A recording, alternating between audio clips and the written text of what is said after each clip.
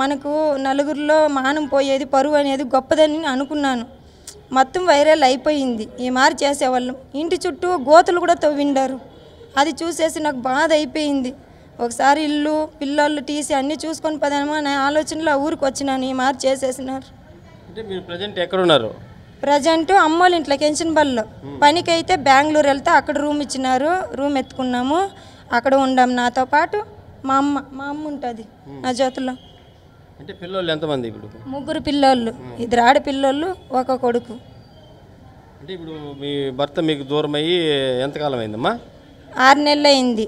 దానికి ముందు పోయి దాముకొని అప్పుడు నైట్లో ఎక్కడైనా మా అమ్మోళ్ళ ఇంటి కాడికి వచ్చేవాడు. 6 నెలలు అయింది.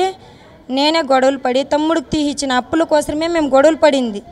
ఈ అప్పు వీళ్ళు పట్టుకోంది నిన్న మాకు వడ్డీ కట్టలేదని. తమ్ముడికి ఆ 16 లక్షలు తీసిచ్చిండవు కదా. నేను లేదా మా పిల్లోళ్ళు లేదా మన లైఫ్ నాకు చెప్పిండవు ఒక మాట, కూడా పుట్టిన తమ్ముడైతే మాత్రము మనకు అండగా లైఫ్ లాంగ్ మన బంధం అనేది ఉంది కదా. నాకెందుకు చెప్పలేదు? ఇద్దరు గొడవలు పడినాం. ఓహో నువ్వు ఇలా మాట్లాడతావు అనేసి వెళ్ళిపోయినాడు అంతే. అప్పటి నుంచి నా పిల్లల్ని నేను ఇల్లు పని చేసుకొని బెంగళూరులో ఏదో నా చేతైన కొద్దీ నా పిల్లల్ని సాకుంటున్నాను.